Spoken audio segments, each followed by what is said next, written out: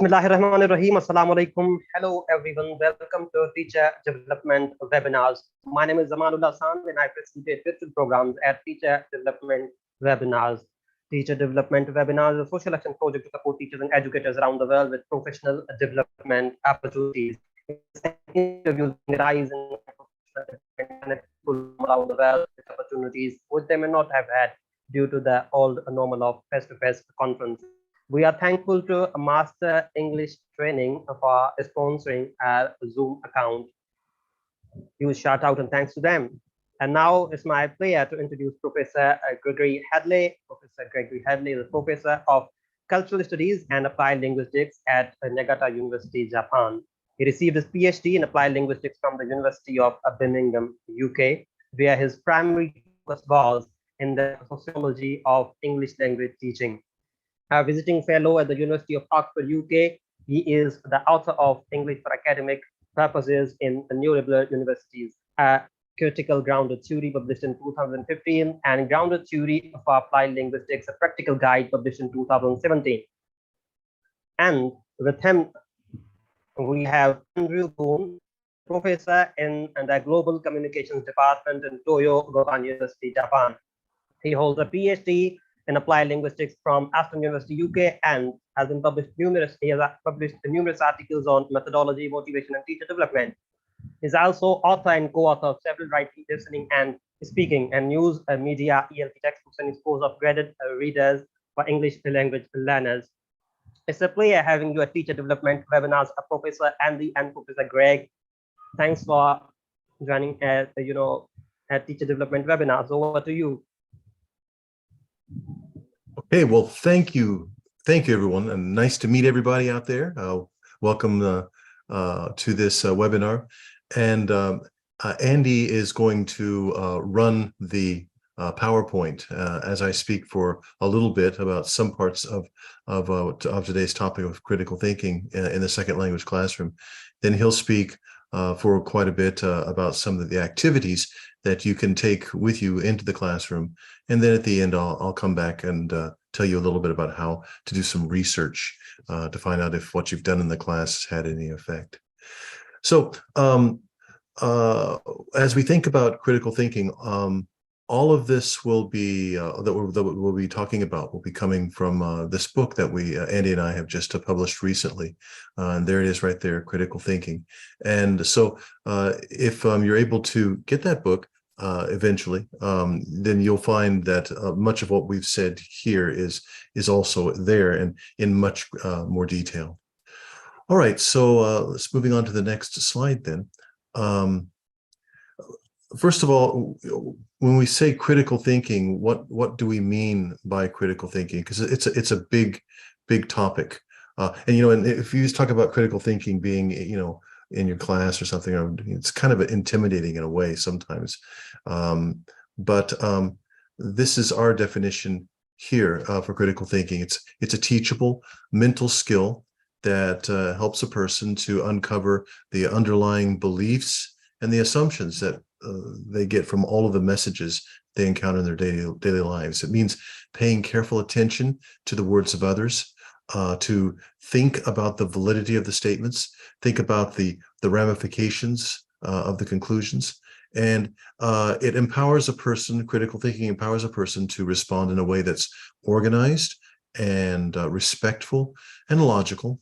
And critical thinkers will be persistently curious. They won't be jumping to conclusions until they can know with some certainty about what they can know reasonably about a certain topic. We think that anyone can become a better critical thinker with time and training and practice, and so we want to share some ideas and activities that will help you in this process. Now, first of all, when you start talking about critical thinking, on one hand, people will just say, "Oh yeah, critical thinking." Very few people will say, "I'm against critical thinking." It's like saying, "I'm against being communicative in the classroom." But when you get down to it, why critical thinking? Why this when there's so many other things that we could be doing in the classroom? With the grammatical study or listening or speaking proficiencies, all of these other things. And I want to answer a few of the questions that typically come up with this as we move into this talk. So why should we as language teachers be concerned about critical thinking? I mean, say I'm a language teacher. Critical thinking is for somebody else to do because I've got to get them to be able to speak English or to pass the test. Well, I think most that are listening and watching this now will realize that we're in a pretty interesting time in human society, in that there's been a long-term corrosive effect, mistrust in the authority of science, mistrust in the authority of expert knowledge. There's been a replacement of truth, searching for more truth with a capital T, and replacing that with the idea of my truth or your truth with a small t. It's validated through feelings, through a group membership, through your personal preference. And this makes teaching critical thinking skills even more important, because these problems have intensified to the point that via social media, the way there's been so many divisions in many societies around the world, we get operating into our small groups. We tell each other what we want to hear. We don't really think about what we're saying to each other. And of course, when I talk about these sorts of problems, people might say, well, scholars are always talking about a crisis in society, about the ability of people to think critically, either in the classroom or outside the classroom. And fair enough. I mean, that is the case. People do complain about it have complained it over the years, even as far back as the time of Francis Bacon in the European narrative on protesting the idols of the mind that prevent people from thinking clearly. But what's different today is this pervasive nature of communication technology in our world. We're inundated throughout the day, in the night, with hundreds and hundreds and hundreds of messages of people from all sorts of places trying to tell us what we should be thinking, to get us to accept certain ideas without really thinking about it. And a lack of critical thinking skills has contributed to major problems in society. The mass purchase of subprime loans back before the world recession of 2008, poor critical thinking about what we have seen during the COVID-19 pandemic, where there's all sorts of conspiracy theories, quack cures, panic buying of toilet paper, and the like. That shows how important critical thinking is. So it's important for us to participate with other educators in other disciplines, and to do our part in our language classes to introduce elements of critical thinking. Okay, so the next question is, well, yeah, okay, maybe critical thinking is important, but shouldn't it be taught in the first language? And yes, the answer is yes, it should be taught in the first language, but it can also be taught in the second language as well. One of the things is that we, as many of you know from speaking many languages, is that sometimes, especially when you're beginning to learn a language, you're spending so much time trying to figure out what to say that you don't really think about other aspects. And we want to, we believe that you can begin to inject critical thinking activities even at the beginning levels, so that people will be able to have that practice as they're learning English. For example, that you could have like a basic statement: all chairs are black. The book is black. Is the book a chair? Of course, it's very basic. it wouldn't be one of my top exciting lessons, but you can have, even at this point, people starting to think, how do they want to say, no, that's not, critical thinking can be brought even down at this level. And there are lots of textbooks out there that do bits and pieces of critical thinking.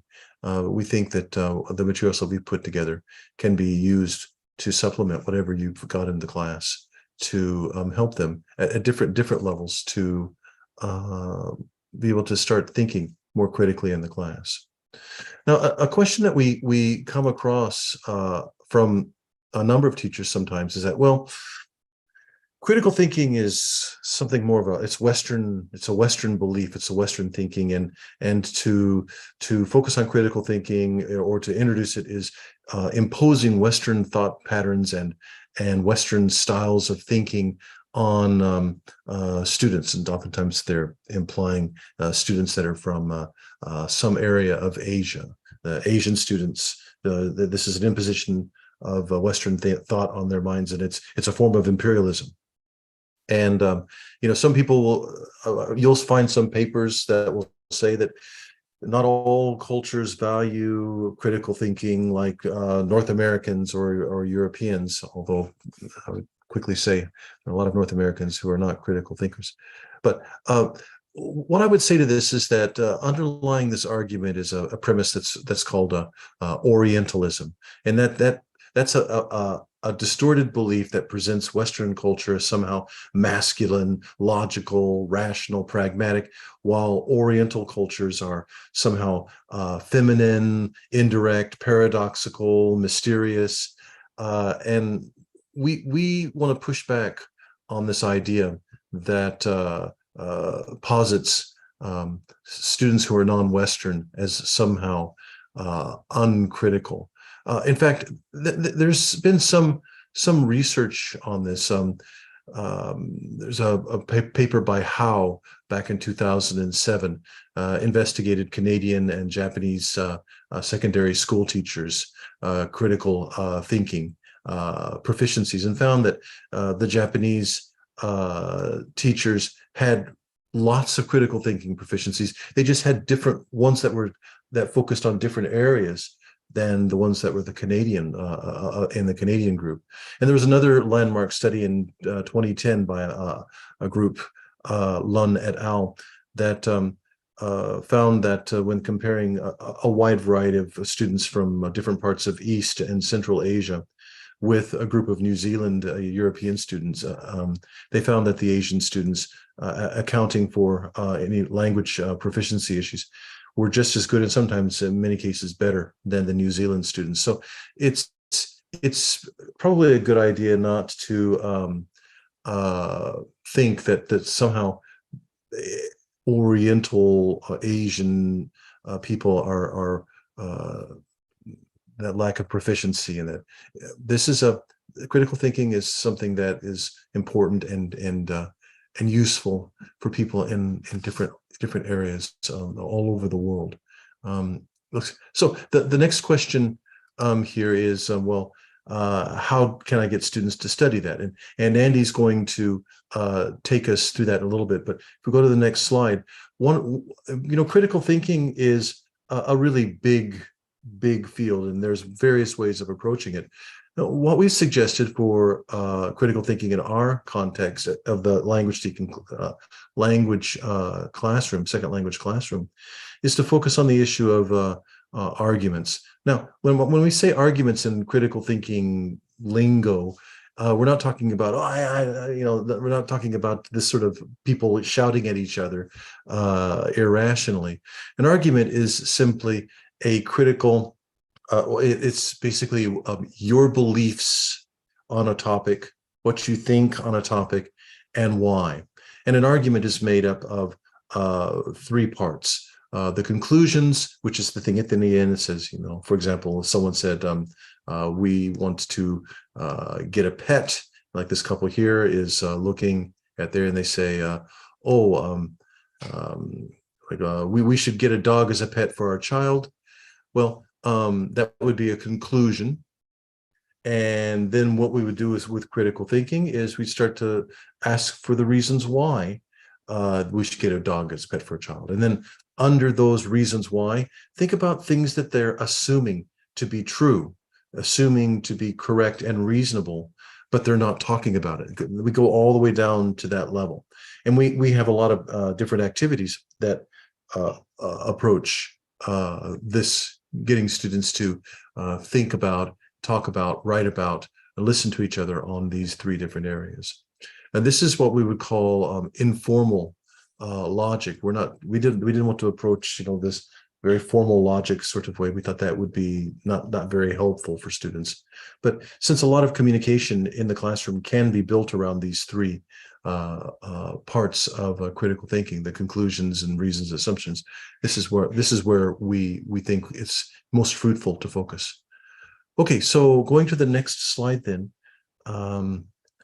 Andy's going to take over at this point, and he's going to share with you some of these dispositions. There's a lot of things in critical thinking. Well, we've summarized what you can do with critical thinking along these four different practices. And I'll let Andy take over from here. Andy. Okay, thank you very much, Greg, for your explanation up to now. So when we were designing the critical thinking book, we wanted to look at how we could bring critical thinking into the classroom. One comment in the chat is about we develop it unconsciously, but how we can make it more conscious for our students. And we thought about a 4-step cyclical process that would permeate the whole of the curriculum when you're teaching critical thinking. And here we have developing dispositions, receiving, reasoning, and responding. So I'm just going to explain, what do we mean by developing a disposition to critical thinking? Well, we want our students to become more aware of what they really truly believe. We want them to think about their own biases, their own preferences, their beliefs. Why do they believe it? Start to think about the reasons that support this. And we go back to the idea of Socrates, who went around saying that we should question everything. It's a very important starting process for critical thinking. We shouldn't accept anything at face value. We should always seek to question it. And be cautious when we receive information. We need to think a little bit more deeply about it before we accept it as the truth. And this comes to the idea of searching for evidence to support or refute the incoming information. My job in the critical thinking book was to develop the activities, and the first part of part 2 of the critical thinking book is 20 activities based around the critical thinking cycle. I'm going to introduce you to one of the activities, which would get students thinking more deeply about the need for evidence to support truths. A very popular activity in the classroom, one that I always use in my first lesson with new students as an icebreaker, is the true or false activity. I will make 5 statements about myself, and students need to think about whether they are true or false. It's a fun game. It gets students listening. They learn a little bit about the teacher, and they can try and guess whether they think this is true or false. However, I wanted to add a layer of critical thinking to this. So what I do at the start of the course, I'll give students 5 sentences about myself. For example, I am from England, true or false? I play the guitar, true or false? I have written 37 graded readers, true or false? And my statements all tend to be true. So the students will work in teams, and I'll elicit whether they think it's true or false. After they've learned that all of the statements are true, then the level of critical thinking comes here. What evidence would you require from me to believe that these statements are really true? I mean, I could be lying to you. Just because I've said that I'm from England, I might be from America. I might be from Canada. I might be from a different country. I might be from Brazil. So what kind of evidence would you require of me to really believe what I'm saying? So the students work again in teams. And I've done this recently with my students because we've just started the semester here in Japan. And it's really good to see students really thinking about, well, okay, you're from England. Well, if I saw your passport, the passport would be some kind of proof that you are really from England. You play the guitar. Okay, so what I would need then is to actually hear you or see you play the guitar, because then I would have the proof to believe that you can actually play the guitar. I remember when I said that I had written 37 graded readers, one student put her hand up and said, well, I've just checked online and I can find your books on Amazon. So there you go. I haven't counted them, but you've obviously written some books. So this very simple activity, you add a layer of critical thinking. With a new class, you then put the students into groups to do the same. They make 5 sentences about themselves, which are true or false. The students will listen in groups of 4 and guess what is true or false about each other. And then for the true statements, they have to think about how they would support this evidence. You know, if someone said, prove it, what could you do to prove it? You know, if a student said, you know, I have 3 brothers, well, prove it. Well, I could take you to my house and show you my family pictures. I could introduce you to my brothers. And so it just gives that extra layer of, rather than taking things at face value, just pushing a little bit more to think about the evidence that you would require to actually believe. You know, we've got, if I can be political for a moment, we've got this situation in America with George Santos, who has completely lied on his resume and got elected to the House of Representatives, and he's in a lot of trouble at the moment. So that kind of, don't accept things at face value, getting students to think about evidence to support. The next step on our critical thinking cycle is about receiving. It's about the ability to listen to one another. I was teaching this part of the critical thinking cycle in my class the other week, and I was saying about how we never really truly listen when someone is speaking to us, because we're always thinking about formulating a response. And if it's something that we disagree with, we may start to switch off very quickly and not listen to the full message. So getting students to understand that it's important to listen to someone, even if they have a different opinion to you, and to try and understand that opinion. Be curious about other people. I live in an echo chamber of people who have similar political thoughts or similar views to me. And when I go out of my echo chamber, often it makes me uncomfortable. But I need to be able to be curious and listen to people. And then I can hear different views, different ideas, different beliefs. I may not agree with them, but I can begin to understand maybe why they have that belief. It's not always easy, but being respectful to one another and being interested in alternative beliefs. And a lot of the activities we have are where we think about our belief and think about what the opposite belief would be and why, and how someone would support that belief.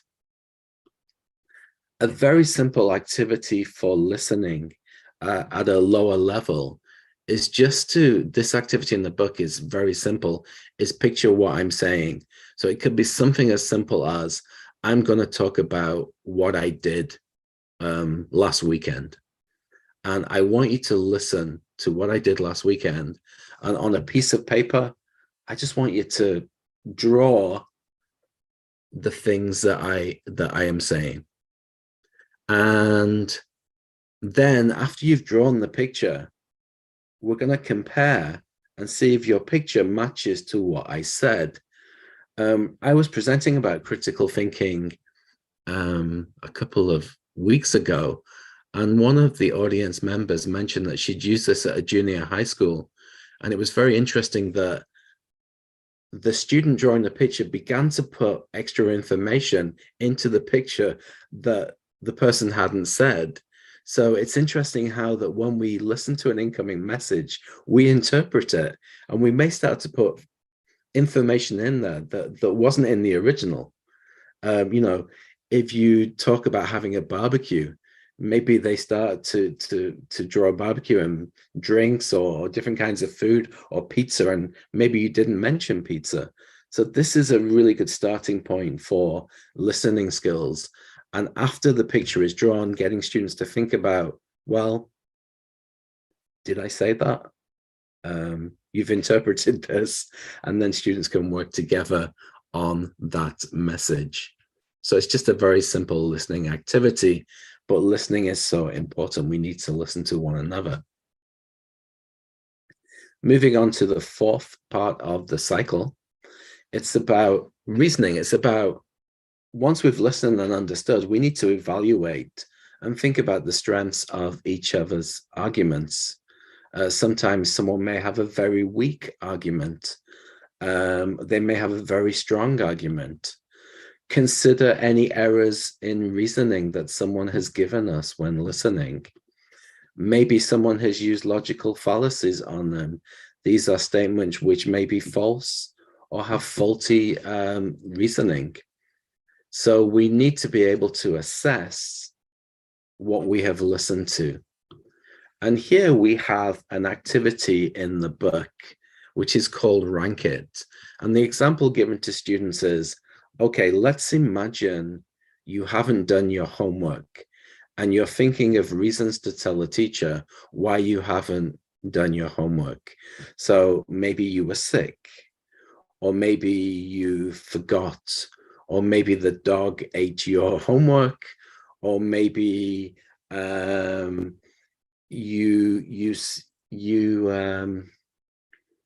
didn't want to do it. You didn't agree with the homework. So students can look at maybe 5 reasons and begin to rank them. They discuss which they feel is the strongest argument and why, and which they feel the weakest argument is and why. And the critical thinking comes from the evaluation of the reasoning and the discussion between the students. You know, they may say, well, being sick is a very strong reason. You know, if you had coronavirus and you couldn't get out of bed, and you know, maybe you were in hospital, it's a very strong reason for not being able to do the homework. Maybe the dog eating your homework is a weak argument because I know you don't have a pet dog. So the critical thinking comes from the process of evaluating. And this is then helping students to start to assess different reasons and why they feel some reason. My students always say they forget. Yeah, mine too. Yeah. So is that a good reason? Is forgetting a good reason? You know, we have electronic reminders, we have paper diaries. I put things in my reminder or my scheduler, and they pop up and remind me. So can you really forget? Actually, all of my students use Microsoft Teams, which send them reminders as well. So they have no excuse for forgetting. The final part of the cycle is being able to respond. And this is about listening, assessing, but being able to restate the argument that you have listened to. Being able to politely, not argumentatively, but politely point out weaknesses in somebody else's argument. You don't want to start a fight. That would be a different kind of argument, as Greg said. You want to politely point out weaknesses, and it is a very important and difficult skill to achieve. And helping others to reach better conclusions, to reach better arguments. I had a wonderful class on Thursday where we were using the responding section of this cycle. And I got my students to make a list of 10 questions. The 10 questions were, what do you think of? And then I gave an example. What do you think of having lots of friends versus having a few good friends? That was my example. The students worked in groups. They made a list of different questions. So we had, what do you think of dating foreigners? What do you think of having tattoos? What do you think of paying into the pension system in Japan? What they then had to do is work in pairs. One person is the speaker. They answer the question, what do you think of dating a foreigner? They give their reasons, and the other person has to listen, but then summarize and restate the argument. So what I think you're saying is that speaker has to listen to the restatement and then evaluate it. Yeah, you're absolutely right. That's what I said. Or actually, you've misunderstood here, and politely point out the weaknesses there. We also have another activity in the book where you have to interrupt politely to correct someone if they've made a mistake or if they have a very weak argument. So, for example, a teacher would begin by saying, today is, hi everyone, today is Friday, when actually today is Saturday, and getting the students to use phrases to interrupt politely and go, well, I'm sorry, actually today is Saturday, it's not Friday. And there's activities that students can do to work together in interrupting to correct each other politely. We then move into logical fallacies. In the book, there are 20 activities based on the cyclical cycle, but these permeate through all of the activities in the book. There are 93 activities in total. We focus on 24 logical fallacies, and each fallacy has 3 different activities aimed at different levels. I'd like to introduce one logical fallacy, which is based on faulty conclusions. This is called the post hoc fallacy. Event 1 happens. Event 2 happens after event 1. So therefore, we conclude that event 1 caused event 2. Let's put this into practice. Event 1, it rained heavily all day and all night. Event 2, the river flooded. So logically, we can conclude the heavy rain caused the river to flood. That seems a reasonable conclusion. However, if I follow the post hoc fallacy and go, the rooster crows in the morning, the sun rises after the rooster crows, therefore the rooster causes the sun to rise. There we go into the post hoc fallacy, and we see where the fallacy can occur. In the book, we've got a series of different examples, and students have to read the example, and they have to figure out what event 1 is, what event 2 is, and what the fallacy is to believe that event 1 causes event 2. Let's take a look at an example. Last week, I found a wallet on the street. I think somebody had dropped it by accident, so I decided to keep the money and not hand it to the police. This is a question of morality as well. After that, a lot of bad things started to happen to me. First, my girlfriend got sick. Then I got in trouble with my manager at work. Finally, I crashed my car into a wall. It's going to cost me a lot of money to get it repaired. You know what? I should have handed that wallet I found to the police. Event 1 is finding the wallet. Several bad events happen after that. For example, girlfriend getting sick, trouble at work, and crashing the car into the wall. The person believes that not handing in the wallet has caused the bad luck, but this is a post hoc fallacy. It's probably just coincidental. This is something that we may do in our lives. We may think, oh, because I didn't do this, this happened, or because I did this, this happened. But obviously, it's usually a post hoc fallacy. Once students have analyzed these examples, they can think back in their lives to times when they've done this fallacy, they've committed this fallacy. I'll give you an example from my own life. When I was a very young child, I went to a fair in England, and there used to be this character called a Smurf. It's a blue little character, cute character. And they were very popular when I was a child, and I wanted to win one. So I paid some money, and I pulled this wheel, and the wheel went round and round and round, and it landed on number 14, and I won the baby Smurf. And from that day, I believed that number 14 was my lucky number. So this event 1, caused me to believe number 14 was my lucky number. Recently, I became a permanent resident in Japan. And when I got my permanent residency, my number at immigration was number 14. So maybe there is something in this lucky number, but it really is a post hoc fallacy. Another example of a logical fallacy which has a faulty conclusion is the hasty generalization. So you reach a conclusion based on insufficient proof. So for example, your grandfather eats fries every day. He's not concerned about his calories, but he lives until 103. So the conclusion is French fries must help you live longer. Or all dentists are intelligent. My mother is a dentist and she's smart. Therefore, all dentists must be intelligent. And actually, there's a whole activity about dentists in that part of the book. So how could you teach this logical fallacy to your students?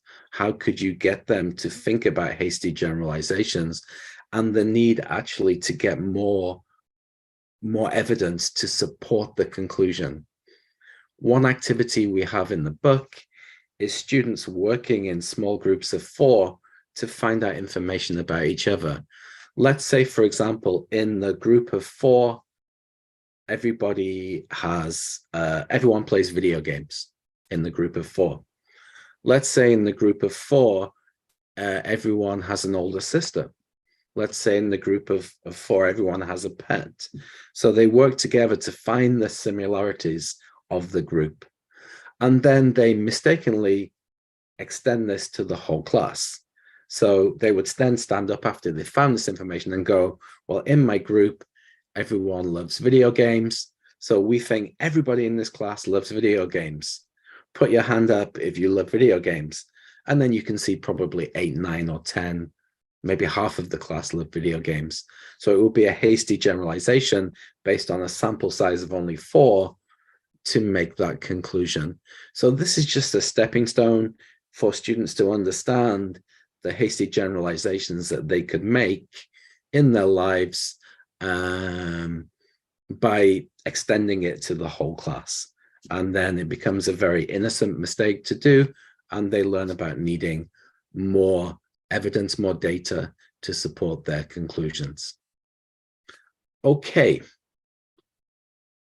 I've talked about the activities in the book. I've talked about the critical thinking cycle that we believe should permeate every activity, the idea of developing dispositions and listening, receiving. And we've also talked about logical fallacies as well. So I'm going to pass over to Greg to talk about researching critical thinking in the classroom. Thank you, Greg. Yeah, thanks, Andy. And by the way, Andy, tomorrow is May the 14th. So just remember. Actually, it doesn't matter because I'm British. You should have that on a t-shirt. It doesn't matter because I'm British. Actually, Indonesian Mother's Day is also a very different time. So it's all, yeah, there we go. You made a hasty generalization. Yeah. Okay. Well, some of you might want to check to see that if you do teach critical thinking skills in your second language classes, you may want to check and do some research on, does it have any impact?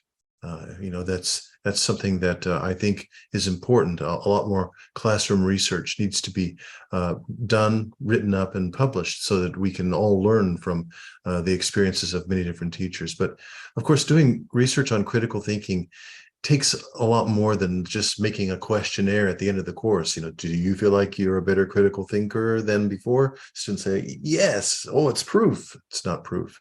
I mean, critical thinking's it's a mental construct like motivation or student anxiety. We can't see or measure these things directly. So to get findings that are convincing and credible, you have to have an investigation that needs to be focused and well planned and methodologically sound. Because if you don't have a clear, specific idea about what you want to explore of a construct that has lots and lots of different facets, you'll just end up chasing shadows. And the answers to your questions will be just this far beyond your reach. So what we have here is a framework that we think will help in the search for answers. And there's a lot more in the book, the critical thinking book, on how to carry this out. And we've only have a little while, so I'll just go over this in rather general terms. But what you're looking at here is a combination of action research with some of the principles of mixed methods research. And now, with action research, though, it's not a case simply of just having a plan and then doing it, and then you find out if it worked and that's it. Action research is a process of constantly going back and forth and thinking about what making a plan, doing something, watching and measuring in some clear way, and then figuring out if things are working or not working, and if not, to make a new plan in order to shore up for the weaknesses that you found. What we want to do with this is that we take the notion of exploration, where you're searching, then verification, where you're trying to actually find evidence for what you think that you've been able to see, and then integration is putting things together in a way that will cause a new set of ideas for going forward. Inside of that will be certain actions or certain practices, such as actually making a clear plan as to how you want to investigate critical thinking. For example, you may want to have a number of short activities, or maybe reading activities that are based on different aspects of critical thinking that you give to the students at the beginning of the course. And you go through many different activities of the type that we have in our book. And then in midterm or near the end of the term, to give that same test to them to see if the students have actually shown any improvement or not. And then to make new plans as to whether things are working or not.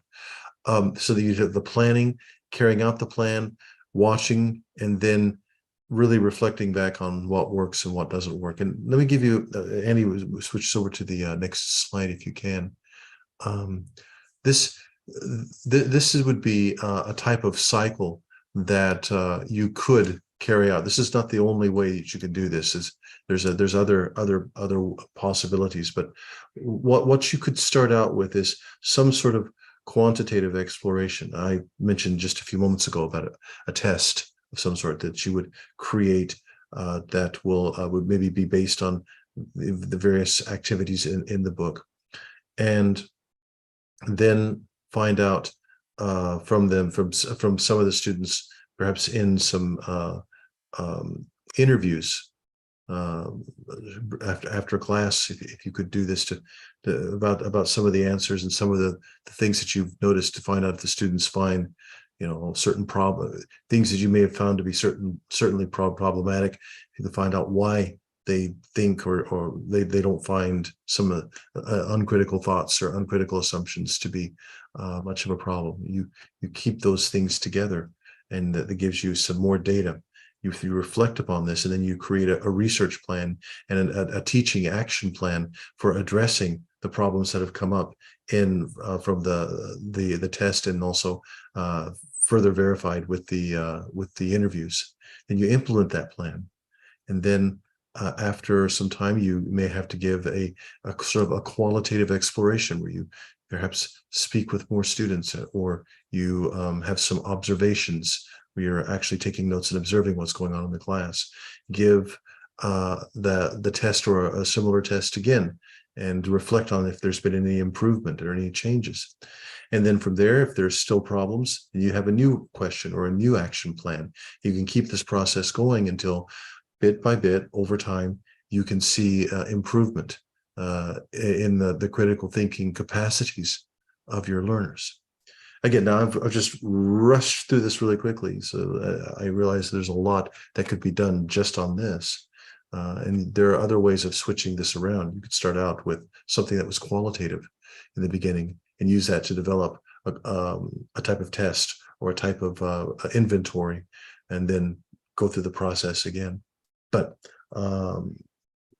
that again would be probably the topic of another presentation, another hour-long presentation later on.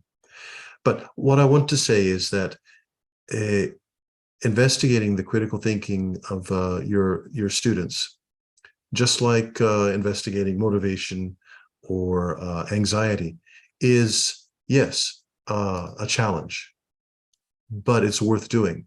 Because if what we can discover are all the different bits and pieces of what we can discover, we can share with other teachers who can also see if they see the similar activity or dynamics in their classroom. Bit by bit, over time, if all of us begin to do more research, publish it, and share our findings at conferences and teachers' meetings and journals, through that, we all learn, and our knowledge base gets deeper and wider and more helpful for the task ahead. That's all I have to share on this part of the research. So the next step is really up to you on what you want to do. And we think that you shouldn't try to do critical thinking simply on your own.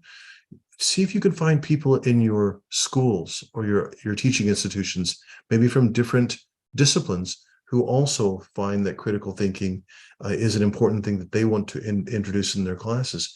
So it's the students, depending again on your teaching environment, they're going from class to class, and they're getting different aspects of critical thinking as they study the different disciplines and the languages and other issues in the school. That way, it's not just you alone, but you're working with a community of scholars to help students to become better critical thinkers, which means that they will have potentially much better lives, and they can make society better than what we're experiencing right now. And if I can just add to that, there's a lot of talk in the chat about the threat to us from AI.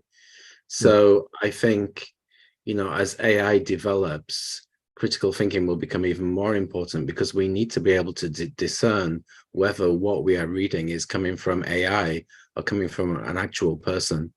And if a student is using AI to help them with their writing, a student still needs to look at what AI has written and be able to evaluate it, be able to look at the arguments within AI, which are very basic at the moment, but will get better.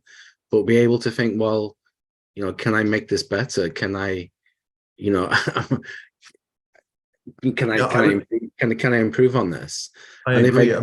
If I go on to the education that I've had, going on to the master's level, everything that I did came from classroom research.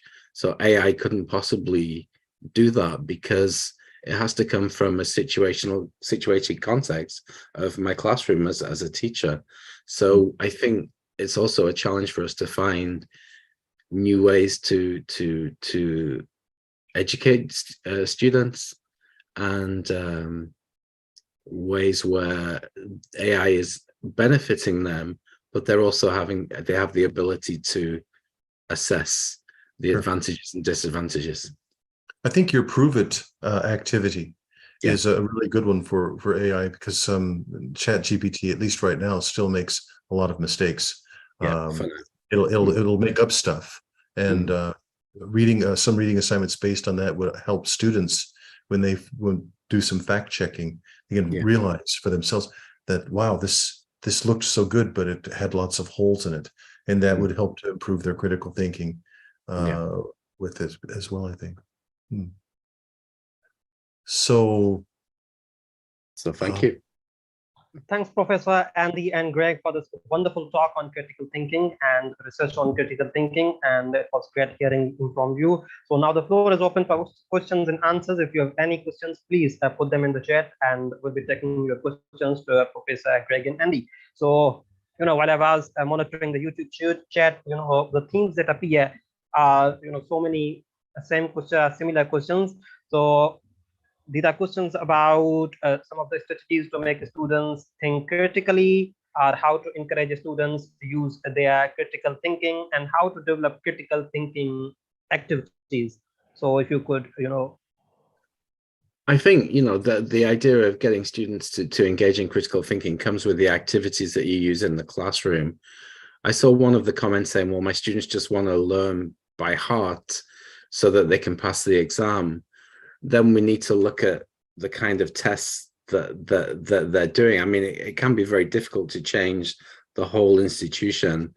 But if you're able to make your own tests as a teacher, you can incorporate questions or exercises or tasks that engage students' critical thinking, rather than just regurgitating facts, like rote learning.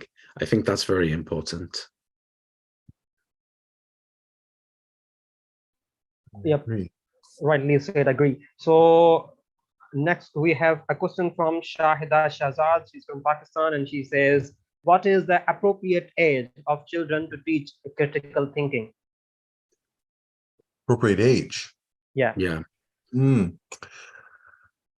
Well, I think, sorry, Greg, I think it can be done at any age. If you're teaching kindergarten students, you could do it at a very basic level. Okay, we're gonna draw a picture, and you're gonna color the pen. What is your preference for the color is an actual basis of critical thinking. And why did you choose green and not blue? It can start at a very early age. I agree. You don't have to do all, the critical thinking and some complex logical fallacies for very young children, but you can start to get them to listen and to reflect, to develop the dispositions that people need to become critical thinkers. And remember, we often stress that as bilingual teachers, you have the ability to use the L1 and the L2. So it doesn't always have to be in the L2. They don't have to have that proficient level of English, but it's about the activity having some English in there, but they could switch to the L1 to give that answer. So even at a young level, okay, you've chosen green, you're teaching the colors. You could ask the reason why you chose green and not blue in the L1. It doesn't always have to be in the L2. Yeah, great answer. So Ronahi from Jordan, and she asked, how is critical thinking related to creative thinking and mythical thinking? Sorry, you broke up. Did you hear the full question? Yeah, I did. How is critical thinking connected to creative thinking and analytical thinking was the question. Well, we have to identify first what we mean by what's our definition of creative thinking, what's our definition of analytical thinking, and then we can compare that with the definition of critical thinking. So I would have to say, you have first look at that. We have to find out what that is first, and then we can look and see where they connect. But I'd say analytical thinking is part of critical thinking. Yeah, depending on the definition. Yeah. Yeah. And Anna Biza from Philippines, she says, is critical thinking the same with higher order thinking skills? Well, it can be. I mean, we go back to creative thinking. At the top of higher order thinking skills is the ability to create an original product. But to be able to get to that level of creating something maybe that has value. Maybe you need critical thinking there to justify, so for example, if you're coming up with an idea or a solution to a problem, that's going to involve critical thinking at many levels. But the original idea would be the top, the creating the original thought. So the critical thinking is connected to higher order thinking skills, but I'd say there are some differences. So yeah, the next question is about myths about critical thinking. So if you to talk about myths about creative thinking, what would be there?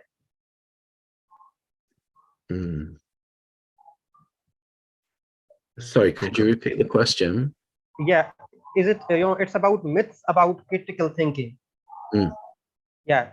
So what are the common myths about critical thinking, what people think this is, but it's not? Okay, the common myths about critical thinking. Critical thinking is only problem solving. Yeah. I mean, that's if you are problem solving, then you are critical thinking.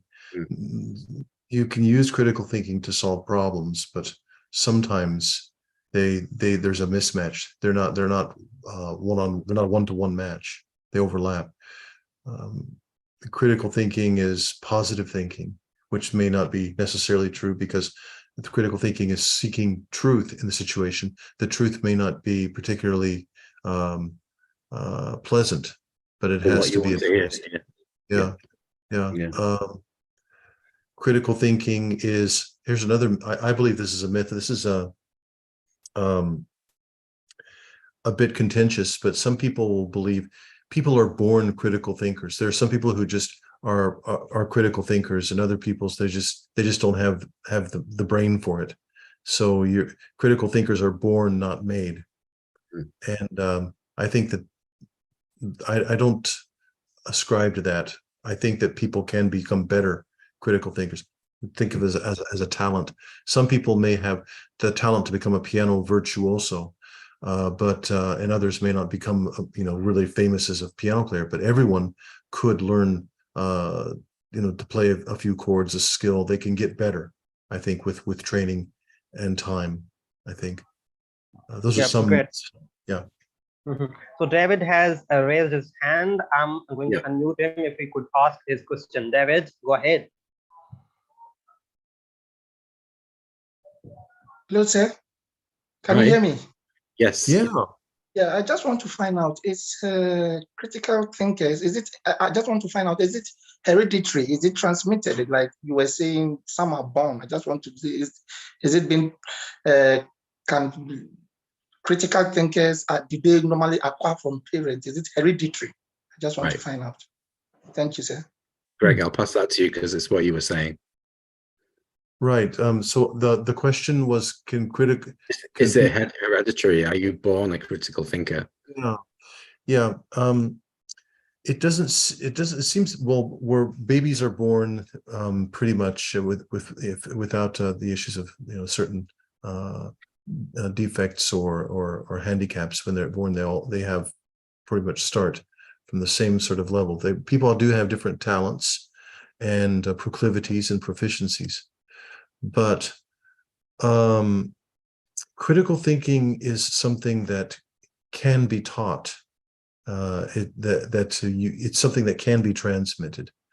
Now, to do that, you have to encourage people to have to develop dispositions of being open to thinking to understanding that they don't know everything, that they're making assumptions, to learn to listen more, to listen to people better, to learn how to think about the implications of what's being said, to assume that it's possible that they are wrong and that they don't know the right answers, and they're willing to listen to other people. And from there, working and listening and talking together, you can come to a better answer. Yeah, these things can be taught, and they should be encouraged, I believe. It's like the ability to, if you see something on social media, not to immediately believe it, to stop and think, well, is this true? I'm going to look around and see if other people have said this, and what, you know, who has said this and why have they said this, and can I trust these sources? That's a step in the right direction to critical thinking, where question everything. Yeah. There's hope in this, that I mean, all of us, none of us are, you know, super experts in critical thinking. We all have to work at it and continue to grow in it. Andy and I are continuing to grow in it, but we can learn and we can improve. Wonderful. That's very right. Perfectly said. So next we have Erickson from Indonesia, and he says, how can we assess our students' critical thinking? Yeah, I think it depends on the tasks that you're doing. It's really case by case. So for example, if they are doing some kind of group discussion, which my students will be doing soon, they're going to be doing a task of persuasion. I'm going to be assessing them based on the strength of their arguments. So you're looking at how well they can support an argument in a discussion. That's one way to assess, but it really is case by case on what the task is. You've got to look at the task you're assessing your student, you're giving your students, and then think, how can I assess it? And then make the rubric from there. You know, it could be a presentation or you know, a written piece of work. It really does depend on what you're setting your students. But then you're looking for strength of argument. You're looking for are there any fallacies within the argument? Have you gone to multiple sources? That kind of thing. Yeah. Next, you know, sounds like a philosophy question by Muhammad bin Umran from Libya, and says, is thinking about thinking possible? Is thinking about thinking possible? Yeah, I think it is. It is. It's possible. Yeah. To question ourselves, and to start to ask ourselves if what we are thinking is correct. What proof do we have? Is it we can do that. And you know, we talked about developing critical thinking when I was working with Greg on the book, and I used to be a member of Twitter. I used to spend my time commenting on politicians' tweets and pointing out the logical fallacies within their tweets. I no longer do that because I'm not on Twitter anymore, but that shows that I started to look at what politicians were saying and think, well, hang on, that's a fallacy, that's a red herring, or ad hominem attack, or, you know, and then it became my hobby to go, nice logical fallacy. So you can, you know, you begin to develop critical thinking skills. I probably went around it the wrong way, where I should have phrased it better on Twitter, but it is a process of, you know, becoming a critical thinker, and it's something that we will continue to do throughout our lives. And as new challenges like AI are developed, we need to be more aware of it, and, you know, be more vigilant when we are bombarded with all of this information online. We need to think very carefully before we believe it. Yeah. So this is Dr. Hashim Khan from Islamabad, Pakistan, and says, research is a critical thinking practice. How does it really help in classroom environment in making students think critically? How does it help the environment?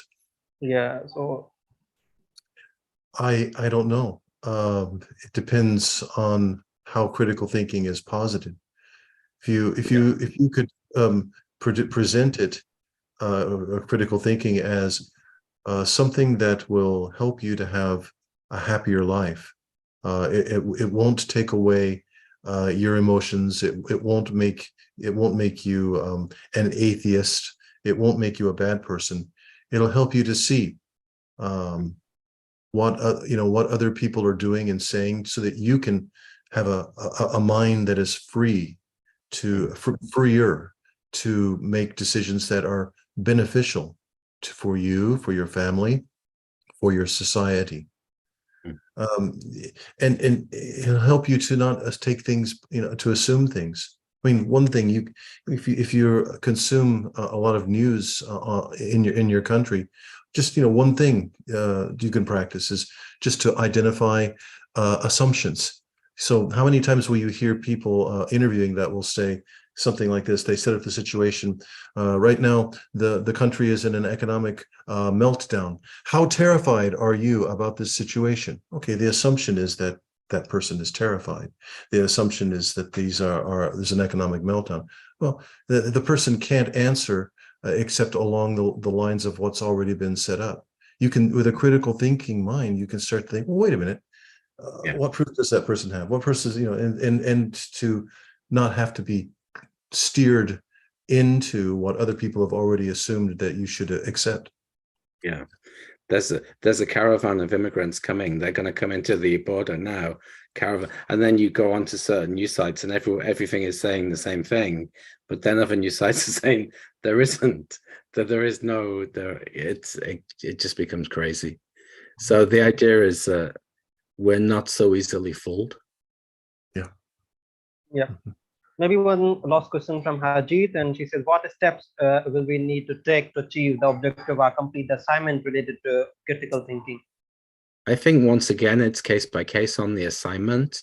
So you need to look at the assignments that you're setting your students, and you need to think about what scaffolding is required to get them to where you want them to be.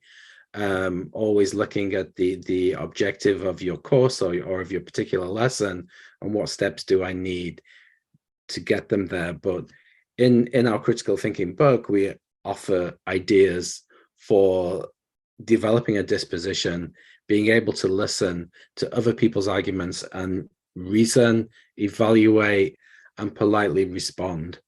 And if we can all politely respond to each other, we hope we can make the world a better place. It's a little bit of a huge goal, but that's what we hope.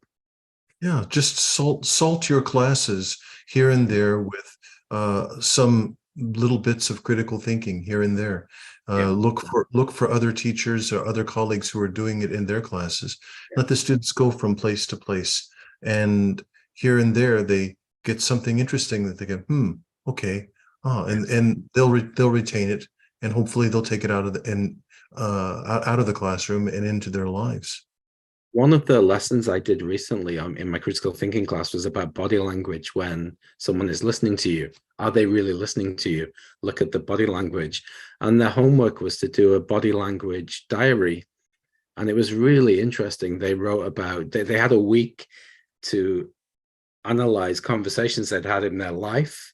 And then they had to write a paragraph about experiences they'd had. And I was, one student said, I was talking to my dad, and I don't think he was listening to me because he wanted to watch TV. You get these little snippets, and that kind of idea of getting students to take what they've learned in the classroom out into their lives. So if you're teaching about logical fallacies, okay, for 1 week, you're going to listen and see if you can hear this logical fallacy on the TV with your friends or family. You don't have to point it out to them, just make a note and bring it back and share. And then they begin to realize the amount of logical fallacies that are out there, or whether people are listening to them or not. I think that's one step you can do.